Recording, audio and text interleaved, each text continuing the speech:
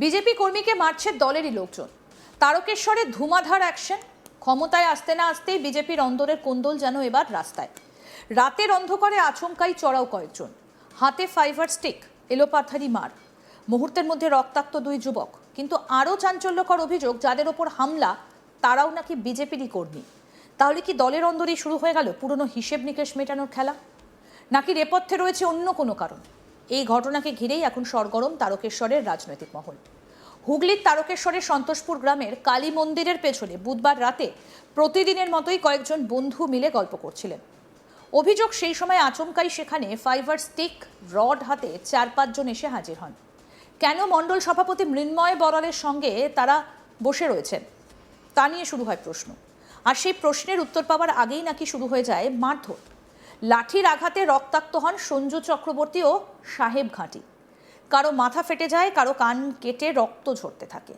রাতেই তাদের নিয়ে যাওয়া হয় তারকেশ্বর হাসপাতালে, সেখানে প্রাথমিক চিকিৎসাও করানো হয়। আহত সঞ্জু চক্রবর্তীর দাবি, প্রতিদিনের মতোই তারা সেখানে বসেছিলেন। আচমকাই কয়েকজন এসে মৃন্ময় বড়ালের সঙ্গে বসা নিয়ে প্রশ্ন করেন। এরপর তাদের ওপর চড়াও হয় বলে অভিযোগ। সঞ্জুর কথায় সামনে থাকায় মারধরের আঘাত তাদের গায়ে লাগে।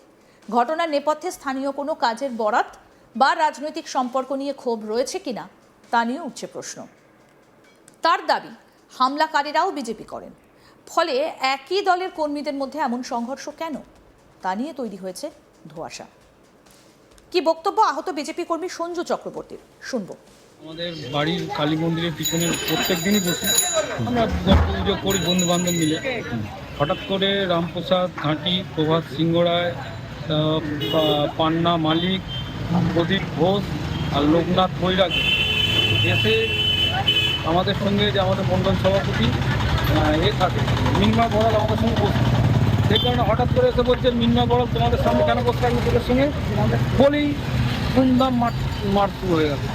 এবার ওরা অস্ত্র নিয়ে এসেছিল এবং ওরা লাইটটা বন্ধ করে দিয়েছিল, রাস্তার স্ট্রিট লাইট বন্ধ করে দিয়ে আমাদের মার শুরু হয়ে গেল। কিছু বুঝতেই পারলাম না কারণ কি, কিছুই নয়। আমরাও বিজেপি করি, তারাও বিজেপি করে, কোনো ব্যাপার নেই, এসে মার শুরু হয়ে গেল। কারণটা কি?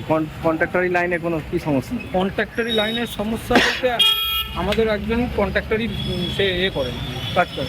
তা গতকাল যিনি ওই আমাদের রোডটা পেয়েছেন, উনি ওখানে রোডটা সার্ভে করতে পারেন।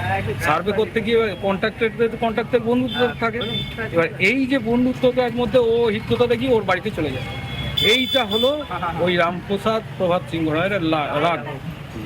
রেগে মেগে যে কন্ট্রাক্টর বরাতটা পেয়েছে সে কি করতো? কোনো পার্টি করতো? যে কন্ট্রাক্টর বরাত পেয়েছে, হ্যাঁ, সে কি কোনো পার্টি করতো নাকি? না না না না না, সে ওর বন্ধু হয় আমার সঙ্গে। কার বাড়িতে গিয়েছিল? তার বাড়িতে ছিল। কার বাড়িতে? সেটা হলো এই ঘটনা। মানে কার বাড়িতে গিয়েছিল? মানে ওই দেবদুলাল ভট্টাচার্যের বাড়িতে। সে কি অন্য পার্টি করে নাকি? না না না, একই পার্টি করে, বিজেপি করে। বিজেপি করে। এ যেহেতু বন্ধুর বাড়িতে এসছে, বন্ধুর কাছে, বন্ধুদের বাড়ির পাশের বাড়ির রাস্তাটা করছি, তাহলে আমরা দেখতে যাই বন্ধুর বাড়িটা কেমন আছে। ও নতুন বাড়ি করেছে, ওর বাড়িটা দেখতে গেছে। এই হলো এদের ডাক্তার। ওদের ধারণা কি, যে হয়তো দেবদুলাল মনে হয় রাস্তার কন্ট্রাক্টর থেকে কত টাকা কি খাবে, কমিশন কত খাবে, এইটা ওদের কিউরিসিটি কিনা। কিন্তু আদৌ সেটা ঘটনা নয়। সে তার বন্ধুর কাছে এসছে, আসতেই পারে ব্যাপারটা। সেই আপনি আপনাকে মারলো কেন? মানে আমরা 4 জন ওখানে ছিলাম, টার্গেট করেছিলেন মৃন্ময় বড়াল আর দেবদুলাল ভট্টাচার্য, আমি আর ওই কন্ট্রাক্টর আর তার বন্ধুকে। হ্যাঁ, আর আমরা 4 জন একসঙ্গে বসছিলাম, আমরা সামনে ছিলাম, আমাদেরকে আগে স্টার্ট করে দিল। আপনি কি করেন? আপনিও বিজেপি করেন? আর যারা মেরেছে বললেন ওই প্রভাত সিংহ রায়, এরা কি করে? এরাও বিজেপি করে। তার বিরুদ্ধে অভিযোগ, নামগুলো বলুন।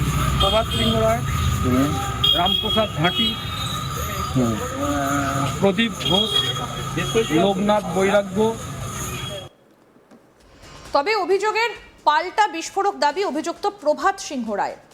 ফোনে তার বক্তব্য, সেখানে কয়েকজন এক মহিলাকে মারধর করছিল এবং নোংরামি করছিল। খবর পেয়ে তারা সেখানে পৌঁছলে উল্টে তাদেরও মারধর করা হয়। প্রভাতের দাবি, আক্রান্তরা কেউই বিজেপির কর্মী নয়। ফলে একই ঘটনায় দুই পক্ষের বয়ানে তৈরি হয়েছে সম্পূর্ণ ভিন্ন ছবি। বিজেপির আরামবাগ সাংগঠনিক জেলা সহসভাপতি গণেশ চক্রবর্তী জানিয়েছেন, এই ঘটনাটা অনভিপ্রেত। কি বলেছেন শুনবো। ঘটনা ঘটেছে, এখানে দেখা যাচ্ছে বিজেপির দুই গোষ্ঠীর মধ্যে সংঘর্ষ। যেখানে অভিযোগ উঠে আসছে, একটা রাস্তাকে কন্ট্রাক্টরকে বরাত দেওয়া নিয়ে কাটমানি কে খাবে এই নিয়ে দুই পক্ষের লড়াই হয়েছে, সেখানে দুজনের কান কেটে পর্যন্ত দেওয়া হয়েছে দুই বিজেপি কর্মীকে। অভিযোগ উঠছে প্রভাত সিংহ রায়, কি বলবেন? দেখুন, যে ঘটনা ঘটেছে অনভিপ্রেত ঘটনা এবং এটা ঘটা ছিল না। তো যাই হোক, যদি ঘটে থাকে উভয়েরই শাস্তি হবে, যেই অন্যায় করবে। এটা তো প্রকাশ্যে চলে আসছে বিজেপির গোষ্ঠীদ্বন্দ্ব, ভাট বটরা নিয়ে গোষ্ঠীদ্বন্দ্ব চলে আসছে, কে কাটমানি খাবে এটা নিয়ে প্রকাশ্যে চলে আসছে। দেখুন, এটা সম্পূর্ণ মিথ্যে কথা, এরকম কোনো ব্যাপার নেই। তা যে ঘটনা যদি সত্যি ঘটে থাকে শাস্তি হবে। ঘটনা আমাদের প্রতিনিধি পার্থ রাহা কি প্রতিবেদন তুলে ধরেছেন দেখব।